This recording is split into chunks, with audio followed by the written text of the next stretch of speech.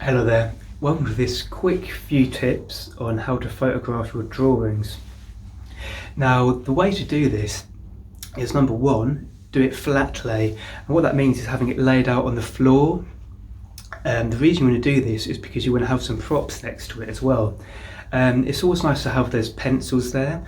The reason is because there's so many mass-produced things these days that when you've actually drawn something yourself, you want to visually display to people that you've drawn it.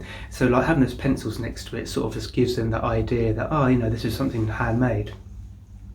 On top of that, you want to use a natural light source, because anything else too harsh, like the flash from the camera or something else small like a flashlight, that's going to cause glare. So doing it next to the window is going to have a nice soft light come in, have it evenly illuminated, and then when you edit it you can just add a bit of brightness on if you need to do it that excuse me, that way. So yeah, I've actually got a full step-by-step process. It's just one of my blog posts. I've linked it below. Let me know what you think on there, and see you then. Cheers.